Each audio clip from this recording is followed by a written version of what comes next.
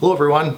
Today we're going to talk about industry clusters. Very fascinating topic indeed. We're going to talk about what is meant by an industry cluster, why clusters can create a competitive advantage for cities and regions. I'll give some examples of clusters to demonstrate that it's actually a fairly natural phenomenon for firms to cluster together, especially in a globally connected world. Then we want to apply this framework to here in the South Island, on Vancouver Island, and particularly look at sort of an ocean and marine space to explore if we do in fact have a cluster in this area. And then we want to talk a little bit about how we could further develop a cluster in that space here on the South Island. So I'm going to start off with a little bit of the why. An economist named Alfred Marshall had described this concept of firm agglomeration back in the 1900s. And he noted that the availability of skilled labor, as well as this easy transmission of ideas between firms, actually makes firms in similar industries locate in places longer. And so if you think about another analogy for this concept is the idea of a city, right? So humans have determined that it is more efficient to live in close proximity to each other. And so it improves aspects of life. You think of like commerce, education, recreation, socializing. These things are all better improved, living closer together, as well as with achieving some sort of critical mass within a city. And so a good indicator that this is true is the fact that over 50% of the world's population now live in urban areas for the first time in human history. And in Canada, it's actually 85% of our population living in urban areas. So cities are more efficient, of course, but they're also more productive. So according to Florida, Golden, and Melander, the top 40 largest mega regions in the world produce 66% of global GDP and 85% of innovation. So the fact that people live closer together actually creates a productive environment. So the theory is, as proposed by urbanists like Jane Jacobs, is that human interactions increase the likelihood of knowledge transfer, therefore innovation. So if human beings are more creative in proximity, what about businesses? Well, Dr. Michael Porter at Harvard applied this concept to businesses, and more specifically, he pointed out that the location of firms actually plays a significant role in their ability to compete at a global level. Firms that cluster together are more productive relative to those that aren't. Clusters lead to increased rates of innovation, and they also stimulate the creation of new companies or entrepreneurship. Firms also within clusters are also more competitive at the international level. So Porter defines a cluster as a geographic concentration of interconnected companies, specialized suppliers, service providers, firms in related sectors, and associated institutions, like in universities or industry associations or standards agencies. And what separates a cluster from, say, a sector would be it's kind of like this thread that connects similar sectors and competitors within the same sector, along with their suppliers, all together. And this thread, this connection, creates something known as an external economy of scale, external economies of scale. So if you think about an internal economy scale, which would be, say an automation investment, which enables a company to produce more internally, an external economy of scale would be something outside the company. And so we're going to explore three of these externalities or benefits outside the company related to clusters. The first one is that firms within clusters are more productive. So this access to specialized inputs or employees, access to information that might be harder to get otherwise if they weren't in the cluster, access to institutions or say specialized R&D activity within an institution that they get access to due to their proximity, as well as something like an incentive for competitors to outdo each other. So this, because they're in close proximity, they can see what each other are doing, and it makes them more productive as a result. The second externality is that clusters increase the rates of innovation of firms within the cluster.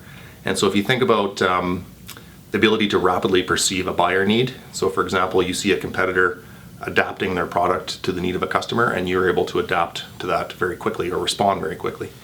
Or perceiving a new technological possibility that wouldn't be visible if you were in a remote area. Rapid implementation of innovation, so thinking about a specialized component that you're able to source very quickly in order to adapt your product. And reinforcing all of these, again, is this competitive pressure that makes innovation more of a priority. The third externality is that clusters increase the rate of new business formation. So this better information about opportunities. So for example, an entrepreneur sees a gap in a supply chain and is then able to fill that gap by creating a new business. Lower barriers to entry within a cluster are things like, there's already skills in place, there's already other assets that are already in place, which lower that barrier of entry, which also enables the cluster to attract entrepreneurs from around the world. So the entrepreneur is attracted to that cluster location because of that reduced entry and the other advantages that they present. So if we were to map this out in a little bit of an easier way to understand, we might see these driving sectors at the top, these different segments of the cluster that are driving it or exporting. And then you would see below that, you would see a bunch of suppliers who are supplying different export segments and becoming more specialized over time. And then you might see at the bottom level, you might see this sort of infrastructure level, or what Porter refers to as factor inputs or input factors.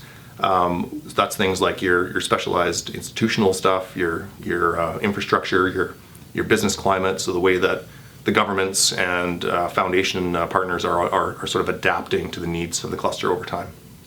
So some examples of clustering, the most famous of which, of course, is Silicon Valley, right? So in the Bay Area between San Francisco and San Jose, over many decades, tech companies flock there for all these external benefits that they get.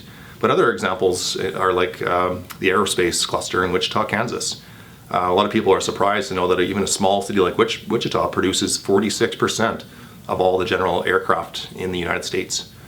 Another good example is the biopharma or biotech industry. You can see in this graphic that the firms tend to flock to either Southern California or to the Boston, Massachusetts area. And that's, again, for the external factors that they get in those locations. There's also fun examples like this one here. A town in Italy that manufactures 80% of the world's sock making equipment. So a very, very specialized type of cluster. Now let's look here in Victoria at an example. So we're going to look at the Oceans and Marine cluster that might be here on the ground. So the first thing we want to look at is what sectors seem to be driving the cluster or exporting. And we might look at different ones like, for example, ocean energy projects. So companies like Pani Energy, which is turning salt water and through a process creating energy from that, as well as things like the West Coast Wave Initiative, a specialized study of how to convert wave energy to consumable energy. We might look at shipbuilding and ship repair, companies like Titan Boats, Whitehall Rowing, Seaspan, as well as Point Hope Shipyard, operated by Rolmax, that fixes all shapes and sizes of vessels. We might look at marine and ocean technologies, companies like Axis Technologies, ASL Environmental Sciences, Barnacle Systems, helping sort of monitor boats and other vessels. AML Oceanographic, a very scientific oriented tech company. Helm, they produce software for managing fleets of boats and harbors, as well as SSI, which is actually the world's #1 shipbuilding software in the world. And fourth, we might look at marine recreation and tourism as a driver. Assets like the Victoria International Marina or Harbour Air, right? These sea-dwelling seaplanes, the world's largest fleet of seaplanes. Whale watching, a number of different companies in whale watching, and other sort of ocean-based sporting like scuba diving. Next, we would ask what support services, institutions, programs, and other specialized inputs are present in the local geography. So that's things like marketing companies, equipment producers, other suppliers, marine safety maybe, and exploring what might be there. So a couple of examples might be Rainhouse Canada. So this is a company that is in prototyping engineering, so they might work specifically for Navy and Marine companies, which they do. Or another example being the Coast Guard, providing security to the sector, but also looking at the regulatory frameworks, like shipping routes or regulating speeds and other fishing activities. And then last, we would look at what enabling infrastructure or historical factors exist in the region that have led to this competitive advantage that exists here. And these examples might be things like the Pacific Navy fleet, the CFP Esquimalt, and all the assets that they operate. Victoria Shipyards, right, the federal dry dock operated by Seaspan, which is obviously a large shipbuilding repair company here on the West Coast.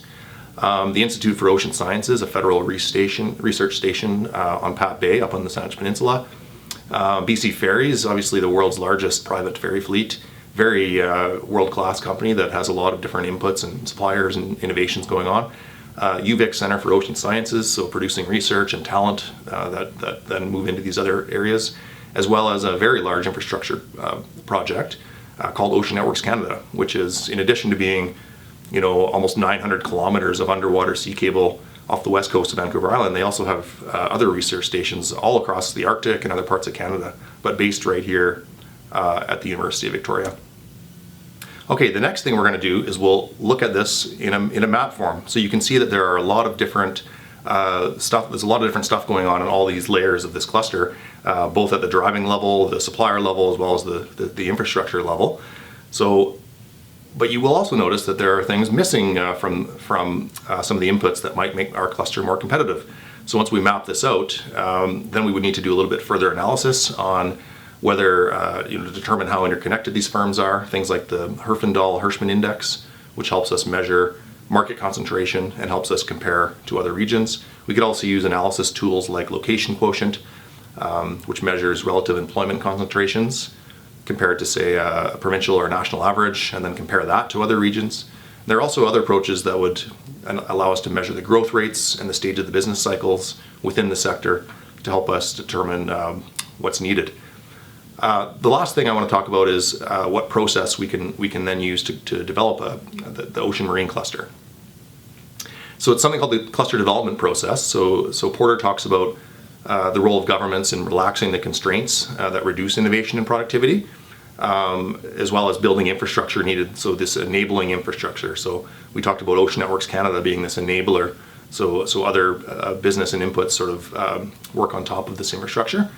Other things like investing in education and training that align to the cluster needs, so making it more specialized, more attracting people from all over the world to work in the cluster. And there's many other examples.